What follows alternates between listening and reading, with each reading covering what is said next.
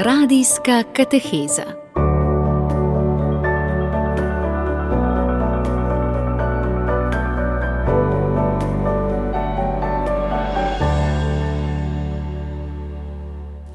Dober večer, dragi prijatelji in zvesti poslušalci naše kateheze.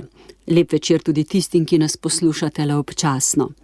Z mojo gostjo, usmiljenko sestro Metko Tušar, vam želiva lep večer v najini družbi. Pozdravljena, sestra Metka. Pozdravljena, sestra Meta in vsi, ki naju spremljate po valovih Radia Ognjišče. Ja, lepo je, da smo takole povezani nadaljavo, saj mnogi od vas ne morete nikamor ali pa le malo korakov po svoji sobi. Po radijskih valovih pa lahko gremo po vsem svetu. Za nami je 11. februar, praznik Lurške Matere Božje. Prav gotovo se ob tem takoj spomnimo na Lurd, na sveto Bernardko, votlino prikazanja, procesijo z lučkami, pa še kaj, kar najbolj veste, le tisti, ki ste na tem svetem kraju že bili kot romarji. 11. februar je tudi svetovni dan bolnikov. Zato bova sestro Metko nocoj spregovorili med drugim tudi o njeni bolezni, ki je zaenkrat uspešno pozdravljena, jo je pa spremenila. Sestra Metka nam bo podala tudi nekaj misli iz pisma papeža Frančiška za vas, dragi bolniki in starejši, pa tudi misli o lepoti praznika svečnice. Takrat ste prav gotovo že pospravili jaslice, a radost nad dejstvom, da se je Bog rodil kot človek in biva med nami, tako je v Euharistiji kot v naravi, v Svetem pismu in vsakem človeku, še posebej v posvečenem duhovniku, naj nam daje moč za vsakodnevno darovanje Bogu in sočloveku. Sestra Metka, najprej bova našim poslušalcem nekaj povedali o tebi. Živiš in delaš kot medicinska sestra v domu svete Katarine v Mengšu, tam imate sestre usmiljenke, dom starejših in seveda dovolj priložnosti, da živite svoje poslanstvo med ubogimi, kakor je želela vaša ustanoviteljica. Kje si se rodila, tvoje otroštvo, tvoja poklicna pot? Ja, prihajam iz najlepšega kraja na svetu, iz Šebrelj. Šebrelje ležijo na prostrani planoti sredi Idrijsko-Cerkljanskega hribovja. Znane so tudi po arheološkem najdišču Divje babe. Tam so našli najstarejšo piščal, staro več kot 45 let. 45 tisoč let. Nad temi jamami pa na robu pečine stoji cerkev svetega Ivana, ki velja za najmočnejšo slovensko energijsko točko. Če se boste kdaj vozili po dolini reke Idrijce od Tolmina proti Idriji, v naselju Stopnik zavijete čez reko in po 4 kilometrih se boste znašli v tej prelepi idilični vasici. Sama pa sem že kmalu zapustila to idilo. Odšla sem v srednjo šolo, zdravstveno šolo v Ljubljani, tam sem bivala v internatu, za vikende pa redno prihajala domov. Klicu posvečeno življenje sem prvič jasno začutila v 1. letniku. Zgodil se je v župnijski cerkvi. Še danes se spomnim, da sem klečala v prvi klopi pred Marijinim stranskim oltarjem. Klic pa se je zgodil v obliki vprašanja. Kaj, če bi pa ti šla v samostan k sestram redovnicam? Odgovorila sem, da jaz nisem za to stvar in pozabila na vse skupaj. Vse skozi pa me je pritegovalo vse Božje. Rada sem se udeleževala svete maše, mladinskega verouka, brala duhovne knjige, predvsem so me v tistem času pritegnili življenjepisi svetnikov. Sicer pa sem živela, se mi zdi, precej običajno življenje. Bila sem nekoliko vase zaprta, ampak v duši je bilo precej živahno. V 4. letniku pa sem znova začutila Božji klic, ki pa je bil tokrat zelo odločen. Že z vpisom na zdravstveno šolo sem vedela, da želim pomagati ljudem v stiski in čutila sem, da je to sedaj odločilni trenutek.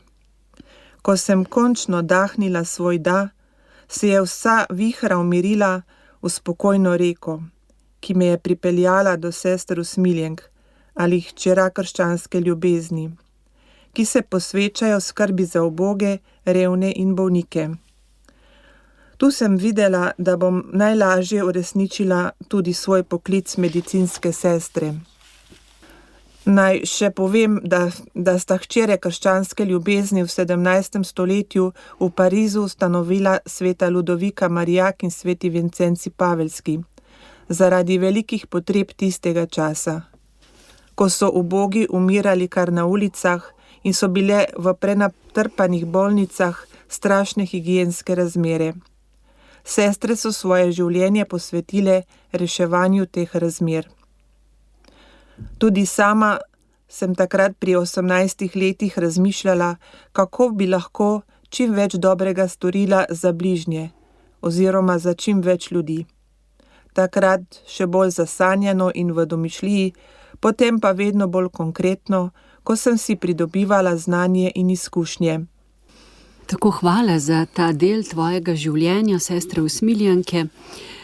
Sestra Metka, imaš tudi pesniški dar, izdala si že zbirko z naslovom Ti boš povedal in bom vesela, če boš lahko prebrala eno pesem, tisto, ki si jo ti izbrala.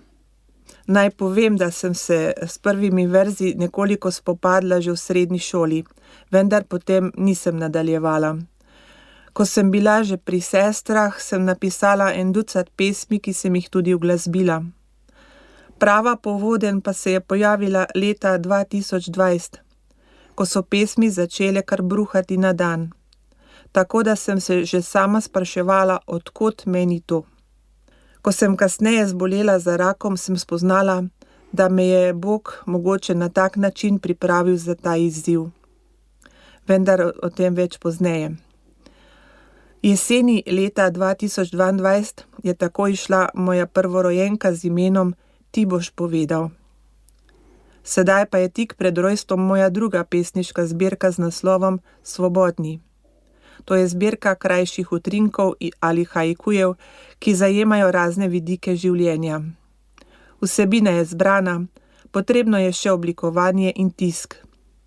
Upam, da bo do poletja zagledala luč sveta. Zbiram tudi prostovoljne prispevke, ker založbam to ne gre v promet in jo je treba odkupiti. Torej, ta tvoja druga zbirka bo na voljo, ne? Najbrž, kdor želijo, bo lahko dobil pri tebi. Tako. Ali pa na kakšni predstavitvi kje. Naj povem o zvezi s pesnikovanjem še to, da je bil lani v novembru v župniji Smlednik kulturni večer z naslovom Sadovi samostanske tišine. Na tem večeru so člani kulturnega društva in župnijskega pevskega zbora recitirali in prepevali pesmi slovenskih redovnic. Poleg mojih so bile še pesmi sestre Agnes Karmeličanke, sestre Klare šolske sestre, sestre Katarine Klarise in Uršulinke sestre Elizabete in drugih. Presenečena in ganjena sem bila, ko sem slišala svojo pesem v izvedbi zbora. Dogodek je v celoti objavljen tudi na YouTubu. Tako, to si lahko kdor želi in zna najde na YouTubu, se pravi Sadovi samostanske tišine, župnija Smlednik. Sedaj pa te prosim, da prebereš pesem, ki si jo izbrala prav za nocoj. Pesem ima naslov Njene roke.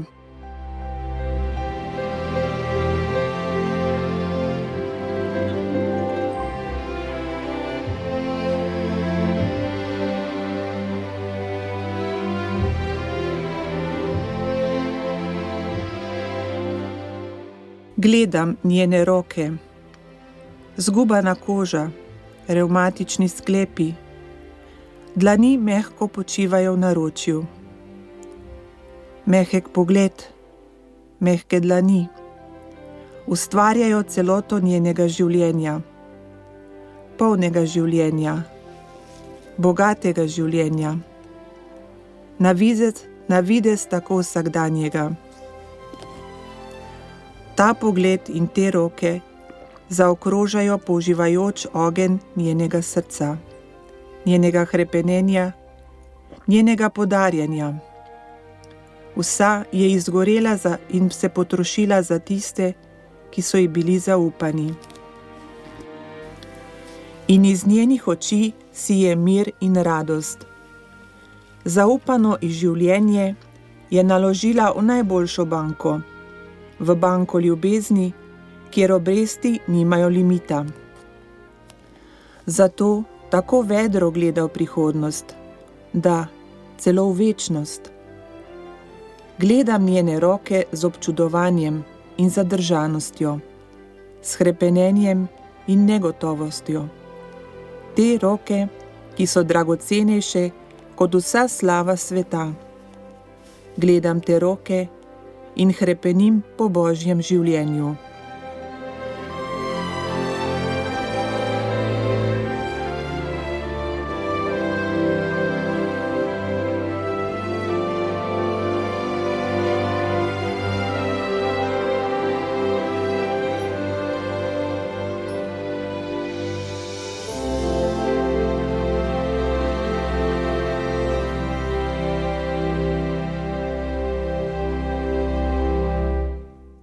Zdi se mi, da je to pesem o darovanju na nek način, ki se zelo povezuje s praznikom svečnice, ki smo jo praznovali 2. februarja, ali Gospodovo darovanje v templju.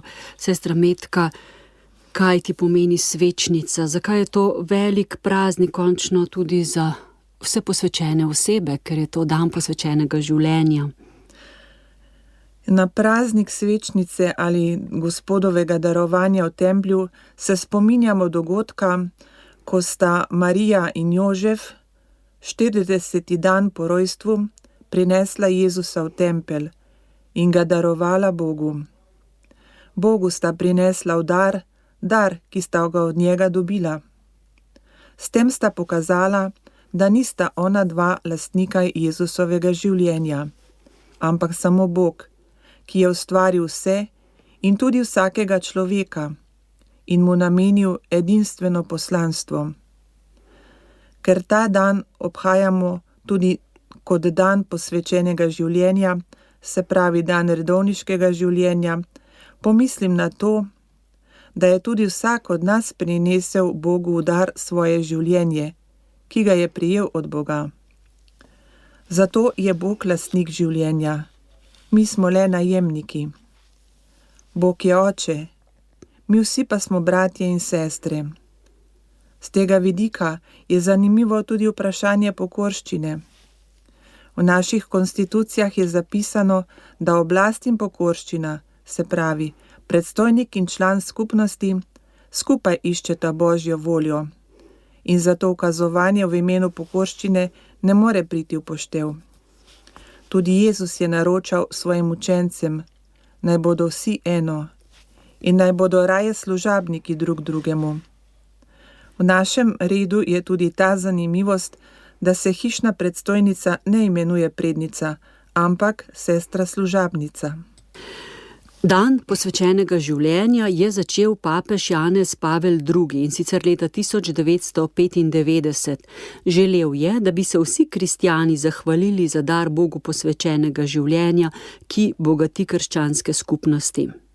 In da bi bolje spoznali in cenili posvečeno življenje in da bi vse Bogu posvečene osebe skupaj slavile čudovita dela, ki jih Bog dela po njih.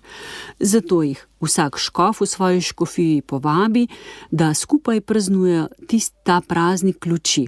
Tako je bilo tudi pri nas v vsaki škofiji na svečnico.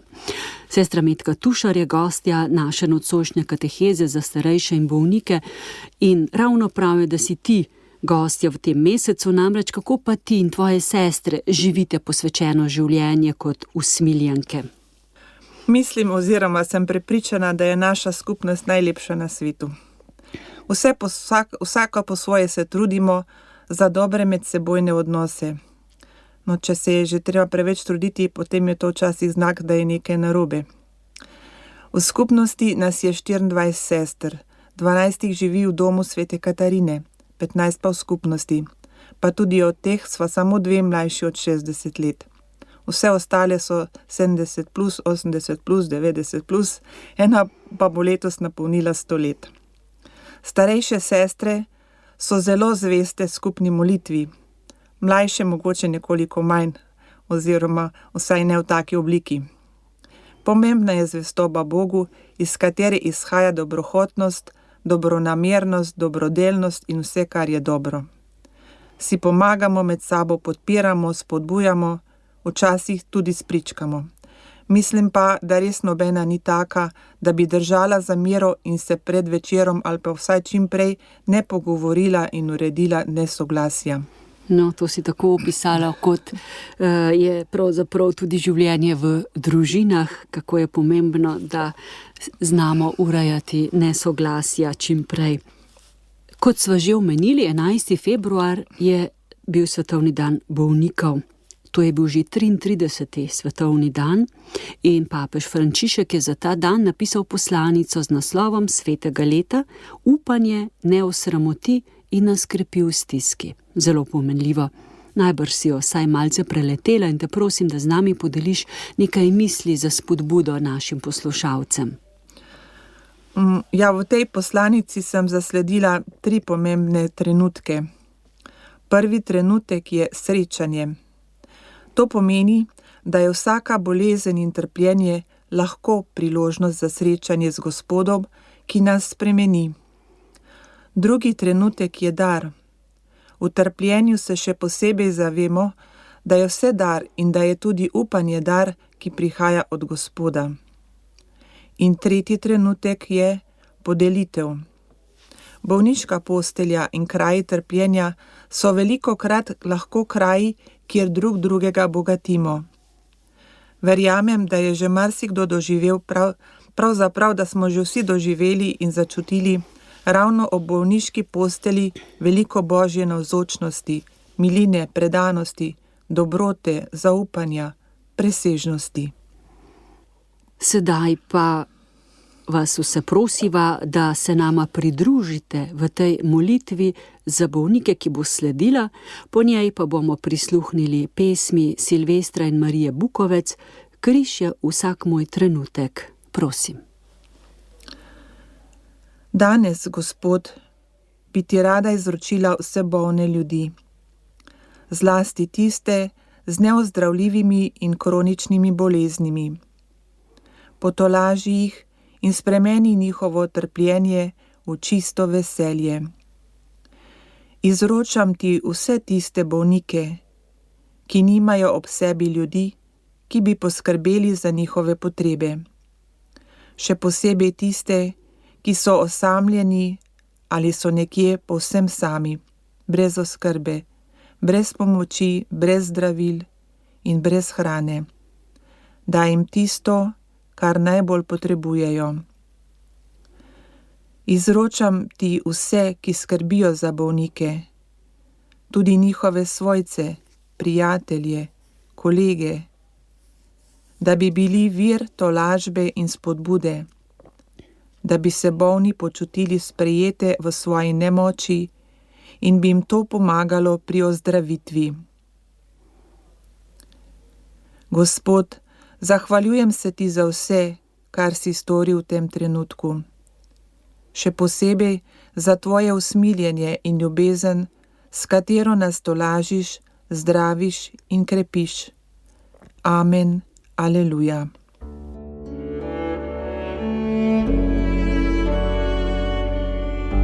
Poslušate podcast Radia Ognjišče.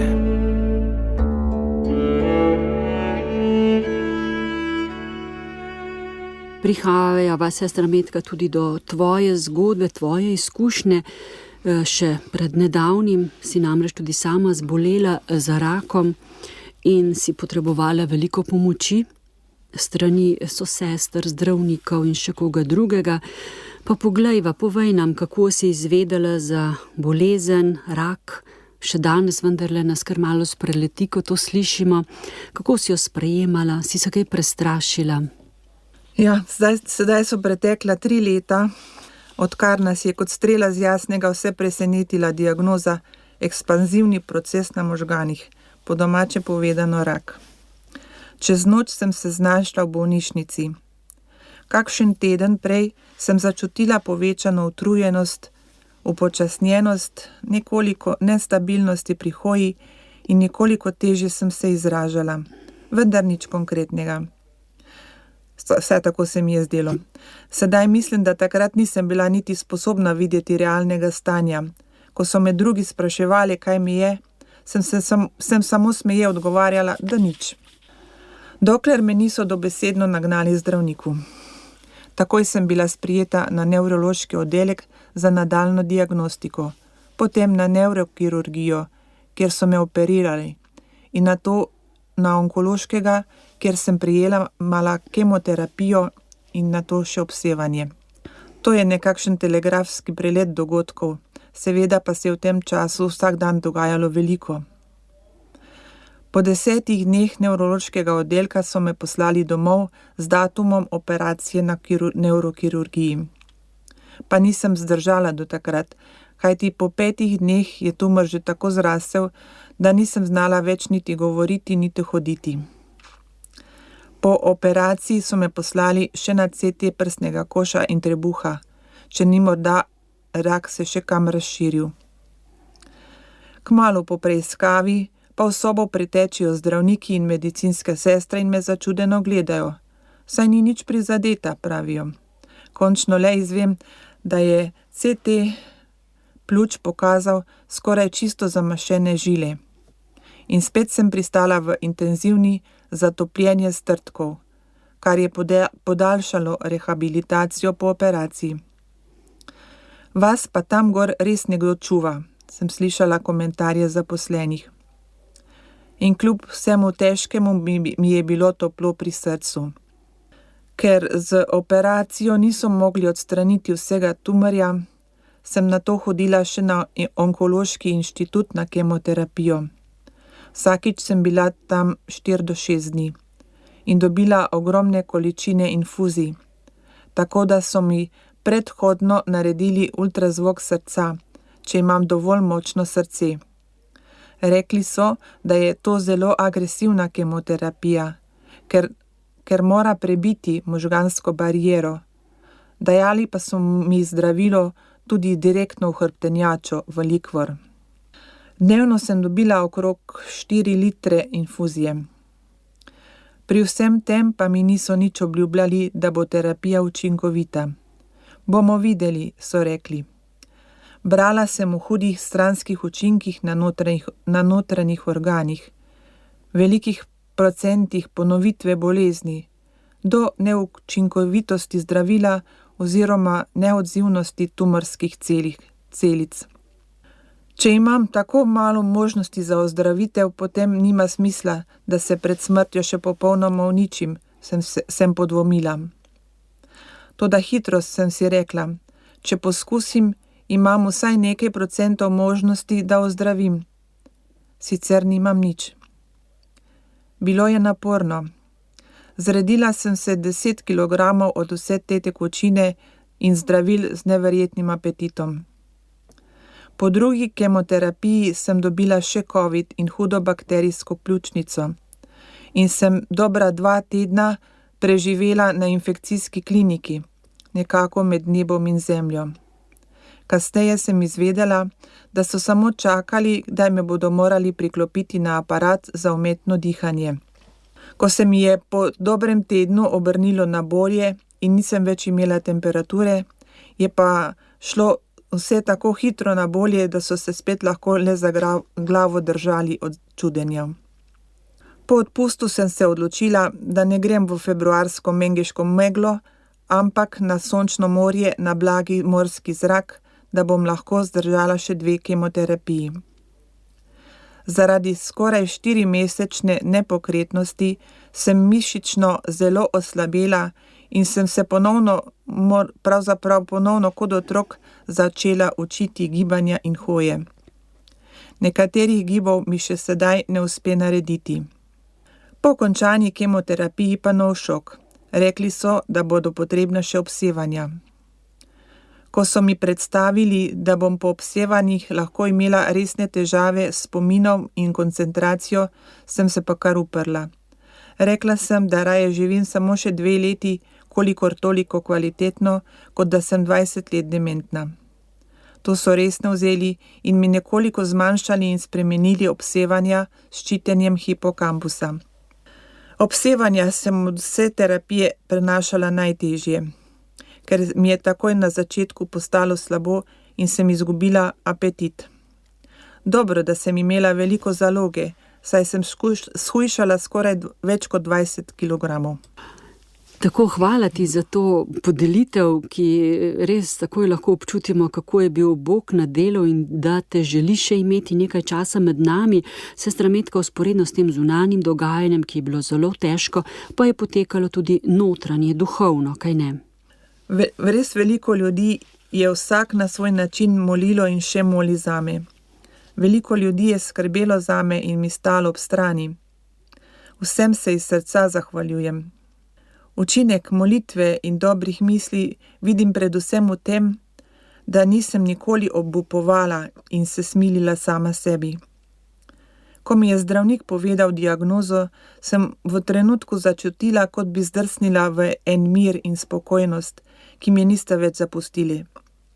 Hitro se je sicer pojavilo vprašanje, kaj sem delala narobe, da je do take bolezni lahko prišlo. Vendar nisem pretirano iskala odgovora. Ko so mi drugi govorili, da se moram boriti z boleznijo, sem samo prekimala, sama pri sebi pa sem si mislila, če se borim, sem vedno lahko tudi poraženka.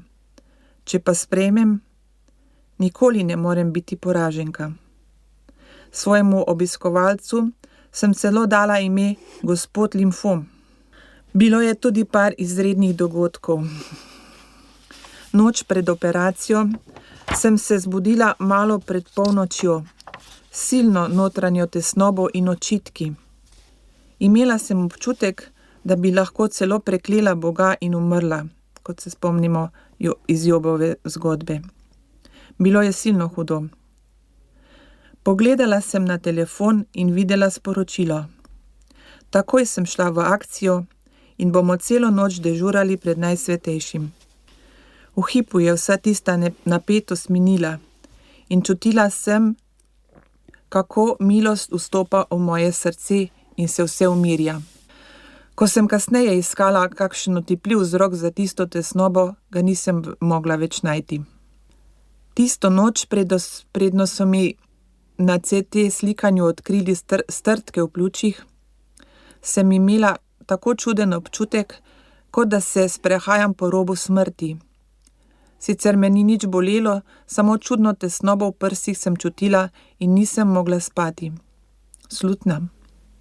Ko sem v času pljučnice hudo trpela in sem nekega večera potožila, Gospod, ne zmorem več, sem v sebi začutila odgovor. O tem, koliko zmoreš, ne odločaš ti. Tisto noč nisem več dobila vročine in zdravstveno stanje se je obrnilo na bolje. Velikokrat sem se vprašala, zakaj mi je Bog poslal to bolezen oziroma te bolezni in kaj se moram iz njih naučiti. Nekoč sem dobila odgovor, mislim, da je bilo takrat na bolnici na infekcijski, ki ga še sedaj povsem ne razumem. Ta bolezen ni zate, ampak za druge. Ko sem v zadnjih dneh zaradi priprave na to oddajo več premišljevala tudi o tem dogodku, mi je prišlo na misel, da za druge mogoče pomenijo ta pričevanja, ki se sedaj odpirajo pred menoj in s katerimi lahko drugim tudi na podlagi svoje izkušnje prinesem malo več upanja. In sestra Metka, ko si ugotovila takole, kot pripoveduješ, da verjetno ne boš umrla, si bila menda kar nekako razočarana, saj si želela oditi k Bogu, nekako tako si mi povedala. Ja, res je. In ne vem, če lahko to kar na glas priznam. Ta čas bolezni sem duhovno doživljala tako, kot da me Bog nosi. Vse je bilo prav in dobro. Čutila sem, kot še nikoli prej, da mi je koža ravno prav velika in da se dobro počutim v svoji koži. No, vmes so se prikradli tudi kakšni manj plemeniti razlogi, kot so na primer naveličanost, hitra rešitev vseh problemov ali tudi zadoščenje zaradi tistih, ki me morda včasih niso razumeli ali so mi nasprotovali.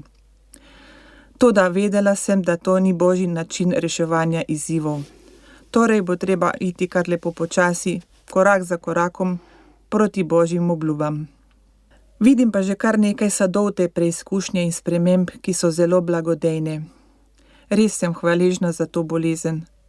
Sedaj si ne morem več niti predstavljati, da bi živela tako kot prej, v prejšnji koži, v prejšnjih mislih in čustvih in takih čudnih prepričanjih. Zame je, kot da sem se na novo rodila, kot da je bilo takrat posajeno novo drevo, ki sedaj počasi in vztrajno raste, se razvija in že tudi daje prve sadove, ki se kažejo v umirjenosti, dobrohotnosti, opravičevanju, zaupanju, pogumu, navdušenju. Hvaležna sem za to bolezen. Zgleda, da je bil to edini način, da sem padla s konja in začela drugače razmišljati in živeti. Hvala vsem, ki ste me in me še spremljate, me razumete in mi stojite ob strani. Veselimo se življenja, ker imamo tako ljubeče vodstvo. Ko vidim, kako se stvari med sabo ujemajo in poklopijo, lahko ostanem samo odprtih ust in se čudim ter zahvaljujem. Pa ne samo v velikih stvarih, ampak tudi čisto v vsakdanjih, majhnih podrobnostih. Po zadnjih izvidih sodeč izgleda, da je gospod limfom opravil svoje poslanstvo in je odšel. Dobro, da lahko tudi na humoren način pristopamo do bolezni in naj se več ne vrne in ne obišče nikogar, ne? Sestra Metka, v tem težkem času okrevanja, ki bil pa hkrati očitno tudi duhovno lep na en drug način, si začela prepisovati Markov evangelij, pa še kaj več najbrž boš sama povedala, kako je prišlo do te odločitve, kaj ti pomeni danes. Očitno si postala zelo blizu z Božjo besedo in... Ja, velikokrat imamo ljudje izziv, kako prebirati Sveto pismo, kako se ga lotiti, da bo obrodilo sadove, ga razumeti, premišljevati, živeti, aktualizirati, oznanjati in tako dalje. Skratka, se poglabljati van in skušati razumeti, kako svoje življenje uravnavati po njem. To se pa nam lahko zdi vsaj na začetku sila naporno, kot da smo pred visoko goro, včasih čisto obupamo, ker je to prevelik zalogaj. Govorim iz svoje izkušnje. Nato pa sem nekje prebrala zgodbo, kako je starec vsak dan šel do bližnjega potoka in v pleteni košari nosil vodo domov. Vprašali so ga, zakaj dela tako nekoristno stvar, saj je vedno domov prinesel prazno košaro. Pokazal je na košaro in rekel, v košari res, da ni vode, je pa košara čista in rože ob poti lepo cvetijo. No, pri tem tvojem iskanju ti je bila taka pomočnica tudi spletna stran Svetopisanske družbe. Ja. Na spletni strani Svetopisanske družbe sem nekoč zasledila seznam, kako prebrati Sveto pismo v enem letu. Mislila sem si, če bom redno brala Sveto pismo vsak dan, bo mogoče tako kot s to prazno košaro. Čeprav si ne bom zapomnila besed, bo vsebina vseeno odmevala v mojem življenju in v življenju drugih. Ko sem ga brala prvo leto, res veliko stvari nisem razumela, vendar sem verjela, da ne berem zaman. Ko sem ga brala drugo, tretje, 7. leto, sem dojela, kako lahko vsak trenutek svojega življenja najdem kakšno sporednico v Svetem pismu. Zato sem porabila nekako 15 do 20 minut dnevno. Toliko časa mislim, da si lahko vsakdo izbori v svojem dnevu. Ko sem bila konec leta 2021 operirana zaradi raka na možganih in nato prejemala še kemoterapijo in obsevanje, skoraj 1 leto nisem mogla oziroma znala pisati. Ko sem opazila, da mi pisanje spet gre, sem iz hvaležnosti začela prepisovati Markov evangelij. Sicer sem imela to željo že pred boleznjo, toda vedno se mi je zdelo, da ne bom vztrajala in nisem niti pričela. Prepisovanje se je torej začelo 8. decembra 2022 na praznik Brezmadežne. Pisala sem navadno nekako pol ure na dan, ker več niti nisem zmogla, pa tudi ne čisto vsak dan. Ko sem prepisala Markov evangelij, sem se lotila pisma Rimljanom. In tako sem leto in pol potovala od ene do druge knjige in do 31. maja 2024 na praznik Marijinega obiskanja prepisala celotno Novo zavezo. Liste in svinčnike sem kupovala sproti, ker nisem vedela, koliko časa bom lahko pisala. Nisem vedela, ali bom ozdravela, ali umrla, ali bom še naprej bolna. Zdravniki mi niso dajali veliko upanja. Ko sem začela prepisovati zadnjo knjigo, to je bilo v mojem primeru Jakobovo pismo, ker nisem prepisovala po vrsti.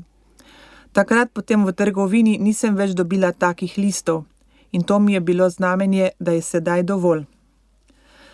Začela sem se spraševati, kaj pa naprej. Na spletni strani bibličnega gibanja sem zasledila akcijo prepisovanja Markovega evangelija. Ker sem se ravno tisto pomlad 2024 učila kaligrafije, sem začutila priložnost, da bi Markov evangelij prepisala še s kaligrafsko pisavo.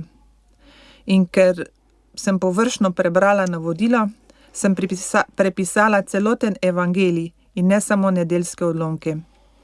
Začela sem na praznik srca Jezusovega in končala na praznik Kristusa kralja. Vse to prepisovanje sem doživljala kot molitev in zato je bilo tudi to sovpadanje praznikov zame zelo pomenljivo in spodbudno.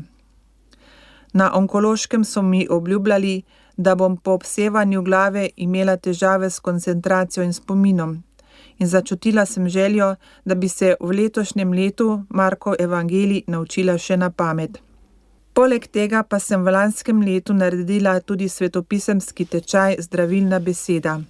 Kako s pomočjo svetega pisma pomagati ljudem, ki trpijo, žalujejo ali so bolni in kakorkoli ranjeni.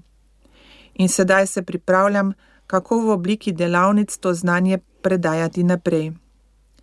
Potrebna je potrpežljivost. Velikokrat smo neučakani in prehitro odnehamo, če ni takoj sadov. Sveto pismo pa je življenje, je naš življenjski sopotnik. Od njega se učimo celo življenje. Sveto pismo je kakor virus. Ko se enkrat okužiš, se ga več ne rešiš. To te povsem okupira. To pa ni gospod limfom, ampak je gospod Sveto pismo, ki upajmo, da bo vedno pri tebi. No, je vendarle potrebno nekaj vztrajnosti, zvestobe, ljubezni za takšno prepisovanje, učenje na pamet. Čestitke, res. In za to lepo pričevanje. No, pred nami pa je 23. februar, smrtni dan Božje služabnice Magdalene Gornik. Tudi ona je bila precej bolna, pa še druge težave v življenju je imela, pa bi danes še na kratko povedala nekaj o njenem življenju, sporočilo za vse nas o trpljenju in darovanju Bogu. Priznam, da tega ne razumem najbolje. Mogoče je težava samo v izrazoslovju. Jaz verjamem, da je Božji načrt in Božja slava srečen človek. Zakaj bi potem hotel, da človek trpi in mu ne bi privoščil sreče? Ampak do te sreče človek lahko pride le z določenimi prepričanji, vrednotami, dobrimi mislimi in dejanji, ki so Bogu po volji. Tu nastane težava, ker veliko stvari ni odvisnih od nas in nanje nimamo vpliva direktno, naprimer onesnažen zrak, pesticidi v zemlji in pridelkih. Vse to lahko pripelje do hudih bolezni in dejansko so ljudje vedno bolj bolni. V zbirki, za katero upam, da bo kmalu ugledala luč sveta, je tudi misel, da dokler bo na svetu en sam človek, ki bo zapisal svojo dušo oblasti željnosti, bogatstvu in uživaštvu, bo prisotno tudi trpljenje. Ljudje drug drugemu povzročamo trpljenje in temu trpljenju se lahko kolikor toliko izognemo s prizadevanjem za dobre medsebojne odnose, dobro čustveno stanje, za dobra dela, za ljubezen. Magdalena Gornik je bila mistikinja. Bog včasih izbere nekatere posameznike in jim razodene še več in še globlje skrivnosti Božjega življenja. Tudi ne razumem, zakaj si je Bog sam izbral pot trpljenja za odrešitev človeštva. Toda prišla sem do odkritja, da samo resnično trpljenje in preizkušnje ljudi prepričajo in jih spremenijo, spreobrnejo, da se odvrnejo od kakšne slabe poti. Ko danes pomislim, da s svojim trpljenjem lahko komu pomagam, ga je lažje sprejeti, ker v takem trpljenju tudi Bog nudi svojo posebno bližino in milost. Samo pomislimo, koliko ljudi odide od postelje hudo bolnega človeka, okrepljenih in potolaženih ter prevzetih z novim upanjem. Tako sva pri koncu nocojšnje kateheze za bolnike in starejše. Sestra Metka, prosim te, skleniva še nocojšnjo katehezo z molitvijo Lurški Materi Božji. O brezmadežna devica, mati usmiljenja, zdravje bolnikov, pribežališče grešnikov, tolažnica žalostnih. Ti poznaš naše potrebe, naše trpljenje in naše upanje. K tebi prihajamo z zaupanjem, da nam boš pomagala svojo materinsko ljubeznijo. Prosi za nas svojega sina Jezusa, da nam podeli milosti, ki jih potrebujemo, in da bomo lahko hodili po poti svetosti. Amen. Tako, pri koncu sva, sestra Metka Tušar, iskrena hvala za pripravo nocojšnje kateheze, ki jo je pravzaprav Bog sam nekako pripravil, ko te je spremljal v tvoji težki bolezni. Lep pozdrav tvojim sestram. Lep pozdrav vsem in korajžno naprej. Tako, Zaupanjem. Tako, nikoli ne smemo obupati nad Božjo ljubeznijo in previdnostjo. Od vas se poslavljam, sestra Meta Potočnik, ki sem ta pogovor vodila. Hvala tehniku Boštjanu Smoletu za to ureditev oddaje in vsem vam miren večer in lepo noč in jutri blagoslovljeno nedeljo z Bogom.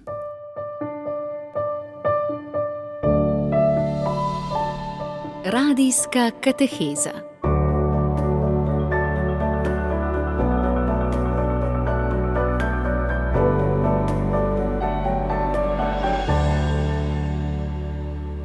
Hvala za poslušanje.